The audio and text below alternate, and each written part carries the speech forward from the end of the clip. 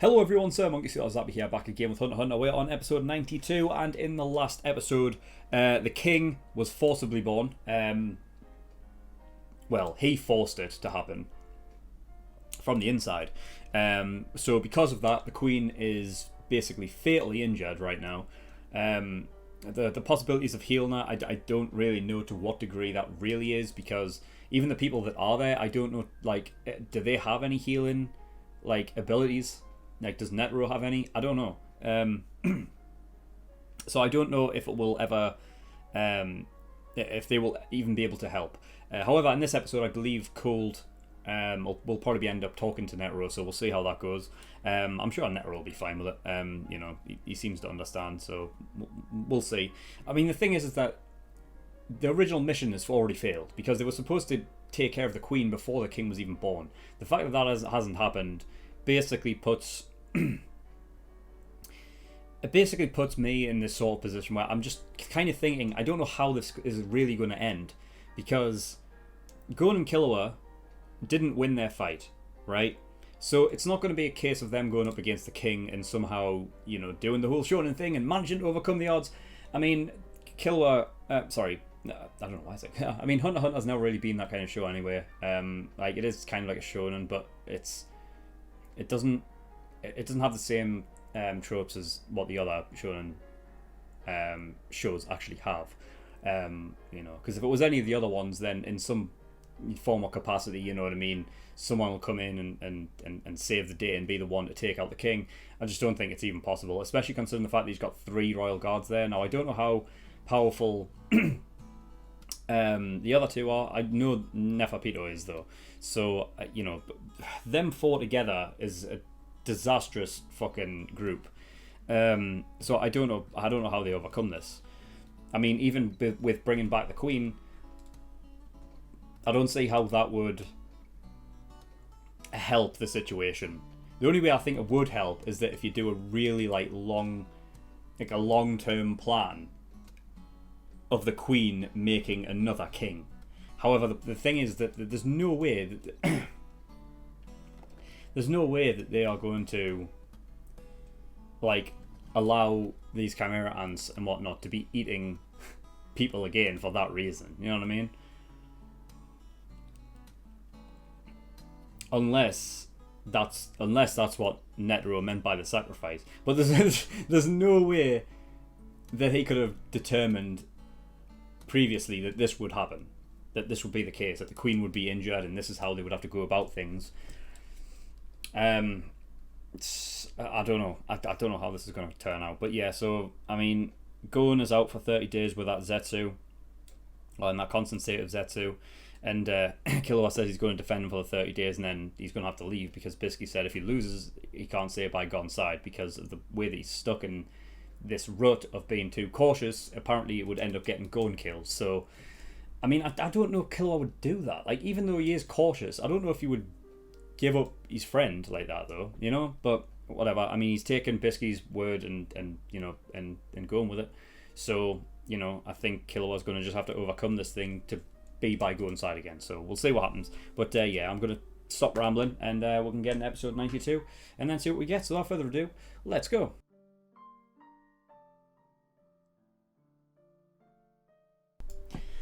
Okay, episode 92. Right, well, there we go. Queen is dead, so yeah, they couldn't do anything anyway. But it's what was in there. What did come of that has me questioning. It's the little fucking tiny baby thing. I figure it was like, what's the word? Is it the gestation period? Something like that? I think that's what it is, right? Where, like, what is it? I don't even know if this is the correct word. It just sounds right. No, that's not what it is it? Gestation. Yeah, the process of period of developing inside the womb. Right, so I think what I think is probably that little baby was what was left to, like, that was supposed to go into the king when he had his natural birth. That was what was left over. I think that's what it was. Because the little baby thing, I'm sure had a tail on the back. I know it had like the umbilical cord in the front, but in the back it looked like there was something sticking out, and I think that was a tail. So yeah, I wonder if that'll ever come back. I mean, at this point we're at 92, so we've still got what, like another 59 episodes or something like that.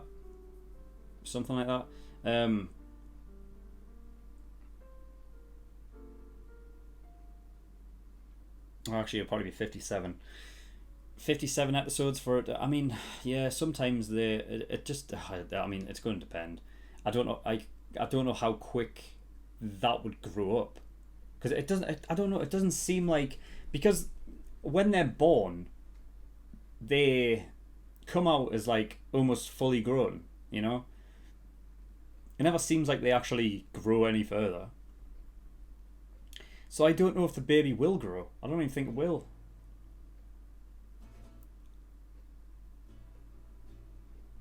Oh, that's nuts. That sucks. Damn, that fucking sucks. Because I was thinking, like, I don't know, maybe it's a possibility, like, if it's a chimera, and I don't know, it's a baby and it's a bit different from all the rest of them, that it might grow, and if that's the case, it may have, I don't know, like, maybe just as much power as what the king does, and then that fights the thing. But I don't know. That sounds far-fetched to me, to be honest. So I don't see that happening. Yeah, I was a bit like sort of bummed out by the queen death thing, because I mean, I know she's I know that she's a chimera and everything like that. I don't know if it's necessarily the sadness for her more so than it's just like because it's like trying to empathize with something that's not human. You know, like it seems as though the queen, I have a feeling like queens themselves and the chimera ants don't have any real, they don't have empathy. I don't think they have anything outside of doing their duty. So, you know, it's kind of just that thing of like, you know, loving the king even though, you know, it didn't care about the queen at all. You know, that's the sad bit about it. Like, it's just the topic of it is sad. So I don't know. Yeah, kind of just sucks. Interesting as well. The queen can't hear language either. I mean, I suppose yeah, she doesn't really have ears, as far as I can see. So yeah, I mean, that was one of the things I was talking about, like, I think like in episode 90 or something, that like it's funny, like the queen is the only one that actually resembles an ant, so therefore that she's not the same as the others. Makes sense why she can't talk in that regard and whatnot, and it's all telepathic. So yeah, we had the king get a name, which is Meruem. I don't really know if that's, I don't know. I don't know if that'll ever really come back, because I almost imagine the king not giving a fuck anyway.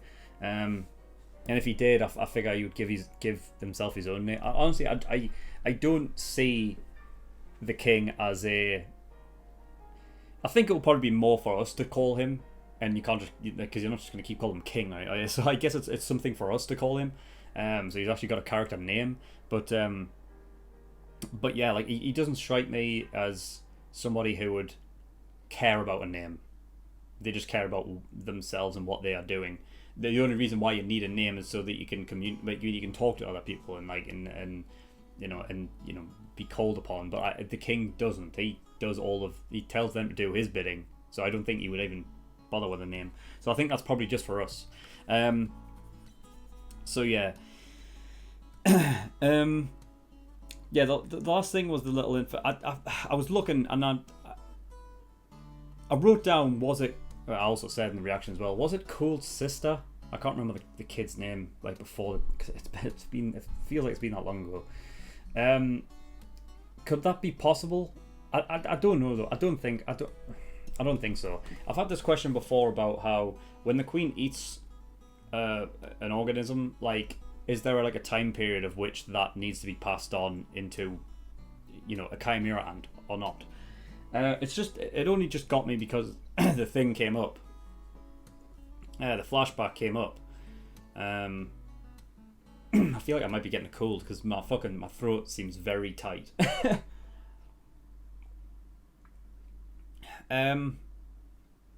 Yeah, so I don't know. It could just be a way to bring it back around full circle and have it just be Colt looking after the baby. This is why I think that the whole baby possibly grown up and all that is a bit of a stretch, because it felt like it was the end of that whole thing with Colt. I don't even think he'll ever come back. I feel like that was a way to just finish off that whole thing with him, that whole arc. Because it's always been about protection, and he's failed it twice, and now it's about doing it again. And it just that's what he's always that's what his character has always been. Even when he was a kid, and then into being cold, that's what he was like. In fact, talking about being sad for, if there's any chimera ant I'm sad for, it's him, because even beforehand, I mean, I suppose he didn't have any trouble bothering about the fact that like kids and all of that. Well, he did, but he knew that at some point it was happening. I guess he just couldn't he couldn't waste time trying to save them all. He did at one point, I remember. But yeah, I mean, he was the only one that ever seemed to have any sort of real empathy, and I think it's the fact is before that it was all about protection, and that was what it was. That I think that it just he's the only chimera ant you could really possibly look at and say, yeah, he's I feel sorry for him. So yeah. Sad times, but it feels like it ended up with him, so I wouldn't be surprised if we don't see him again. So yeah, and then we got at the very beginning, actually, we had Netero who cut his ponytail, so I guess that was just a thing of like, well, it's on now, you know what I mean? I'm not holding back anymore and going all out. Put on his heart t-shirt. And Cole told him that he wouldn't even be able to lay a finger on him because he'd be taken out by the Royal Guards. So he's not even on par with the Royal Guards. Now, I remember him saying that he wasn't even on par with Neferpito. For the other two, I'm not sure. I know that Yuppie looks big and scary and whatnot, but I don't know if for some reason I get the feeling that Neferpito is the strongest out of the Royal Guards. I don't know. There's something about that. I think it's almost like with the king or Meruem actually, like liking her, and having the respect for her. We haven't seen that with the other two yet, and I guess that's just because they haven't really piped up and annoyed him to be killed. So I guess there's that, but it just feels like she's a more important one, so therefore she's probably stronger. I don't know. I could be wrong, but. Anyway, yeah, so basically Netero was extremely excited because he gets to be the challenger, and he gets to be the one that goes into the fight as the underdog, and having to push the limits and boundaries of what he's able to do. I feel like because he's like this old man, that he's been on top for so long that he's never really had a challenge, and it probably makes him feel younger as well, because he's probably felt a lot of this time like he's possibly gotten complacent because he's never had to really he's never been challenged for a long time. So it's going to be exciting to see him fight. I fucking hope we got to, right? We have to see him like go all out. Whether he'll be able to do anything, I don't know. I mean, I hope so. I hope he takes out I hope he takes out at least one of the Royal Guards, because I don't see him taking out the king. I don't see him taking out Neferpito. So if he gets to take out like one of the other two, then that'll be good. And that's me putting them other two royal guards on a pedestal because Neferpito is so good. So I would have to imagine they are just as good as well, you know, or at least around there. So if that's the case, then maybe take out one of them. The problem is though is that I feel like Netero has to be a character that is like that you're surprised by how strong he actually is. So even if he was to just take out one royal guard, I'd be a bit disappointed. But I don't know, because then it could just be one of those things where it's like, oh well, he's old and he's not in his prime anymore, and therefore that's why he's just, you know, otherwise he would be able to rip them to shreds, possibly even the king as well. I don't know, but but yeah. And then at the very end there, we have them still going on about Kite being alive. It's just it's not. It's like every time they mention it, it annoys me because it just brings back the fact that he's dead. Like I want to just. I guess what it is. It's annoying because every time they say it, it's telling themselves that he's definitely alive. So they build up this thing where yes, he's definitely alive. He's definitely alive. He's definitely alive. So that by the time they find out that he's not alive, right? They're going to be devastated. And they're going to be more devastated because they've told themselves time and time again that he's still alive, and they know that he's alive when he's not. You know, it could just be a thing of them like not really sure. I mean, I don't know. I say that with Gon. Like, I don't know if they're just telling themselves that to try and make themselves feel better, but that's only a temporary thing. Because as soon as they find out, it's gonna fucking crush them, and I don't know what the fuck's gonna happen after that. I really don't. I've just saw the title of the next episode, man. Fucking hell. Great. That's going to be fantastic. Anyway. Yeah, so you had Spin there talking about how you know, she has a debt to be repaid for Kite because he bought an area in which they grew up. You know, for small build swans and stuff like that, like their memories of basically growing up there. They've bought it out, so it's now theirs. So yeah, it's a debt to be repaid to a character that's no longer alive. Great. And also the fact that there is another death flag. So fantastic. I love it. I love it. She said, you know, when all's said and done, I'll fucking show you my treasure. That why have you stop death flagging? Please stop. If she goes and dies before that ever happens, I mean, I know the show like has great writing at times, but fuck me, having those death flags in there, they're not like, it's not good. It's not. I prefer to be shocked. I mean, I was shocked with Kite because Kite's a different thing. Kite's totally different. Like that whole thing was like,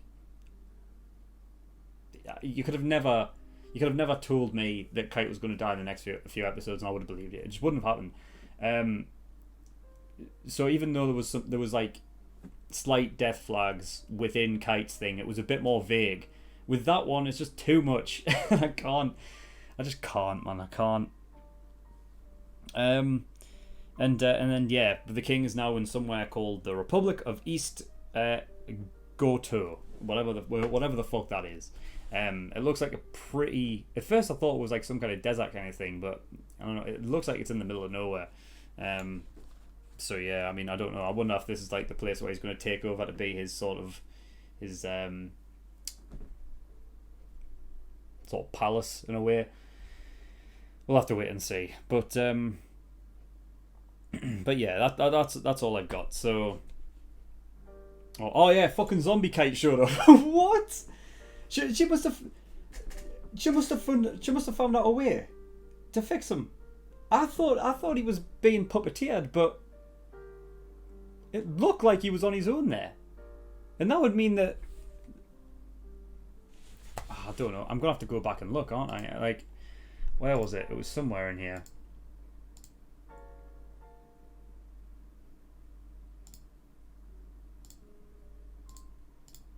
Come on, where are you?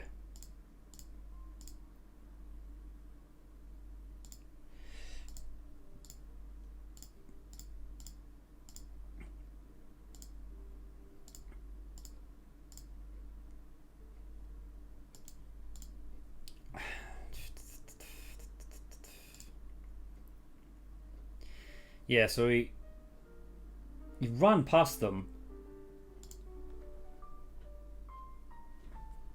Yeah, and it looks like nothing's holding him up.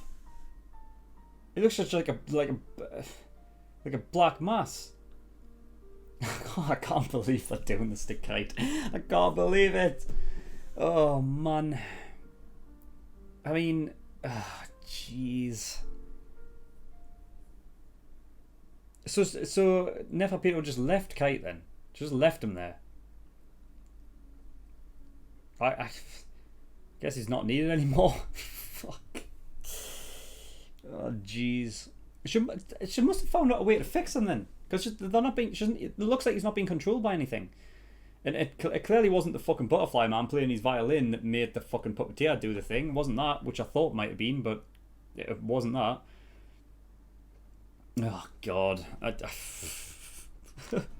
don't know if I'm ready for that fight. Anyway, right, that is all I've got. So thank you everyone for watching. In the description below, I'll link certain things. One of them is the Discord, so you can get yourself over there. And I also have a Patreon page as well. So if you do want to support me on Patreon, that'd be very much appreciated. There is a bunch of different tiers and rewards depending on how much you want to support me with. So there's the early access tier, $5 a month, gives you access to shows a week early, and you get 4 episodes of Hunt x Hunt every week. That's 2 on Monday and 2 on Friday, as opposed to the usual public, the general public that only gets 2 episodes a week.